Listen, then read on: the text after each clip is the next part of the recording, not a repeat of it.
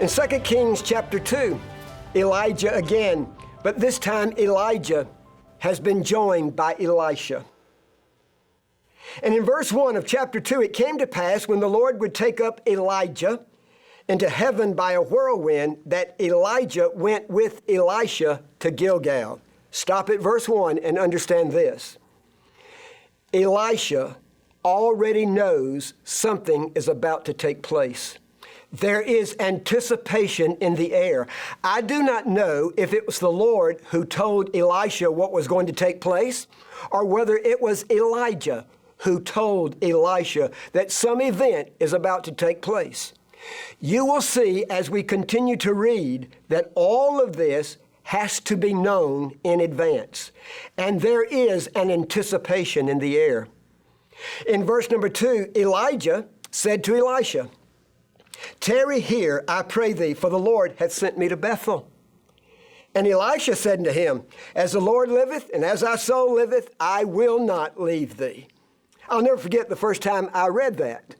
Here's Elijah, the prophet of God. And Elisha is telling him, I am not going to do what you've requested. I think to myself, wow, that's a very brass statement to have made. I mean, it's like your pastor asking you to do something and you say, Pastor, I am not going to do that. But I want you to know something. Elisha does not want to leave Elijah because he is anticipating something phenomenal is about to take place. So he says, well, if you're going to Bethel, I'm going to be Bethel. I'm going to Bethel because I want to be where this event is going to take place. So they went to Bethel.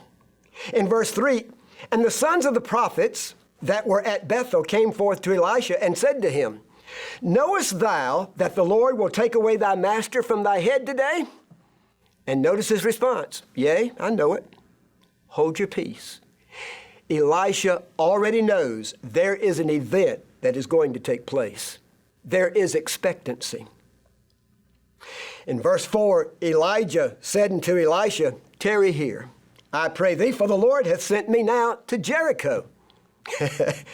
And Elisha said, "As the Lord liveth and as thy soul liveth, I will not leave thee." And so they came to Jericho.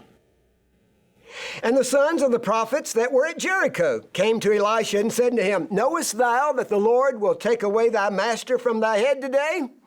And he said, "Yea, I know it. I know it. Hold your peace." And Elijah said unto him again, "Tarry, I pray thee here, for the Lord hath sent me to Jordan." What do you expect Elisha to say? He says the same thing. "As the Lord liveth and as thy soul liveth, I will not leave thee." And so they too went on. Now, the event that is about to take place, I am convinced, is a known event. Though they may not know exactly what is going to take place, there is an expectation. You see that in verse 7. And 50 men of the sons of the prophets went and stood to view afar off. Interesting statement. What are they there to view? Obviously, they're there to view some event that is going to take place, whether Elijah has told them, whether Elisha has told them, or whether they've been told of God. The information is there. And in verse 8, Elijah took his mantle and wrapped it together and smote the waters, and they were divided hither and thither, so they too went over on dry ground. And it came to pass, when they were gone over, that Elijah said to Elisha, "Ask what I shall do for thee, for I be taken from thee." And Elisha said, "I pray thee, that a double portion of thy spirit be upon me." And Elijah said, "Thou hast asked a hard thing. Nevertheless, if thou see me when I'm taken from thee, it shall be so unto thee. But if not, it shall not be so." Look at the statement carefully. I'd like a double portion of thy spirit to be upon me. Okay, it's a hard thing you ask, but if you see me when I be taken from thee. You see, Elijah has already made it known that he's going to be taken away. And if you see me when I'm taken from you, if you see the event, it shall be so. A double portion of my spirit will be upon you. But if you do not see me, it'll not be so. I wonder what the thoughts were in Elisha's mind. Well, I'll tell you one thing. You are not getting out of my sight. If you go to Gilgal, I'm going to Gilgal. If you go to Bethel, I'm going to Bethel. If you go to Jordan, I'm going to Jordan. Wherever you go, I'm going to stick with you because I'm going to make sure I see this event. That's what I would have said. Well, they walked on. And as they walked on, notice verse 11, it came to pass as they still went on and talked that behold, there appeared a chariot of fire and horses of fire and parted them both asunder. And Elijah went up in a whirlwind into heaven. And I'd like to know what 4 words could have this much emphasis placed on them. Look at the next 4 words. And Elisha saw it. Just simple words, and Elisha saw it. What does that mean? That means a double portion of God's Spirit has fallen upon him. Because the expectation, when there's an expectation of God, when there's an expectation that he has given, you can rest assured God is going to show up and do what he says. Now in verse 12, Elisha saw it, and he cried, my father, the chariot of Israel, the horsemen thereof. And he saw him no more. And he took hold of his own clothes, and he rent them in 2 pieces. And he took up also the mantle of Elijah that fell from him, and went back and stood by the bank Jordan. Let me ask a question. What now is his expectation? He is anticipating that something will happen.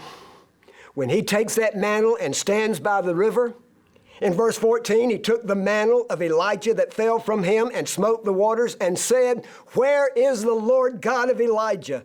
And when he had smitten the waters, they parted hither and thither, and Elisha went over. He anticipated, and God showed up. When your expectation is in the Lord, you can anticipate God will show up. It's a truth David knew. It's a truth Elijah knew. It's a truth Elisha knew. It's a truth known also by the Apostle Paul. The Apostle Paul, because of his preaching, had stirred up many of the cities. And now, at this point, Paul is being taken to Rome to stand before Caesar. Paul's hope was in God. His hope was in God and in God alone. Paul could also say, my expectation is in God. Paul's a prisoner. We find the recording in Acts 27, beginning with verse number 10.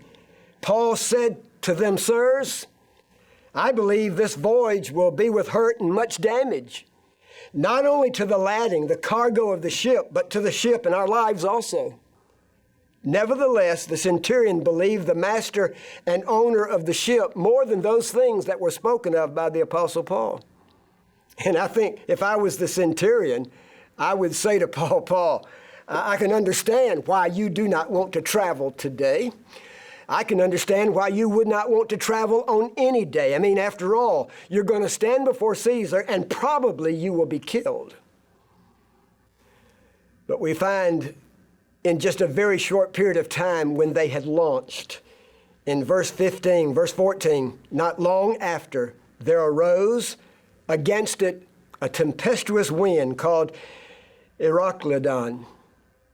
And when the ship was caught and could not bear up into the wind, we let her drive. Every time I see that statement, I realize that's the first time we find women driving. They let her drive. It was a terrible thing. But they could not control the ship, so they just turned it loose and let it go where the wind took it. And then notice in verse 18, and we being exceedingly tossed with a tempest the next day. 24 hours have passed, and the storm rages on. It says we lightened the ship. They started throwing cargo over. Verse 19, and the third day, 3 days, the third day we cast, and it's as if they couldn't believe it, we cast with our own hands the tackling of the ship, the ability to control the ship. We threw it overboard with our own hands. And in verse 20, and when neither sun nor stars in many days appeared, day after day after day after day. There was no small tempest lay upon us. All hope that we should be saved was taken away. And in verse 21, after long abstinence, Paul, who's been on the ship, this raging sea, Paul, who's been there, has a confidence that none of the other men on the ship had. After long abstinence, Paul stood forth in the midst of them and said, Sirs, you should have hearkened unto me. I told you we should not have taken this trip. You should have hearkened to me and have not loosed from Crete and to have gained this harm and loss. But men, cheer up. Cheer up. Cheer up. What do you mean, cheer up? What do we have to be happy about? We're losing the ship. We're going to die out here, and you say, cheer up? In verse 22, I exhort you to be of good cheer, for there shall be no loss of any man's life among you, but of the ship. For there stood by me this night the angel of God, whose I am, and whom I serve, saying, Fear not, Paul, thou must be brought before Caesar, and lo, God hath given all them that sail with thee. Wherefore, sirs, be of good cheer, for I believe God. My hope is in God. My expectation is in God. And ladies and gentlemen, if your expectation, if your hope is in God, what can you expect? Paul tells us in the very next phrase, I believe God, that it shall be even as it was told me. When your expectation is in the Lord, you can anticipate God will show up.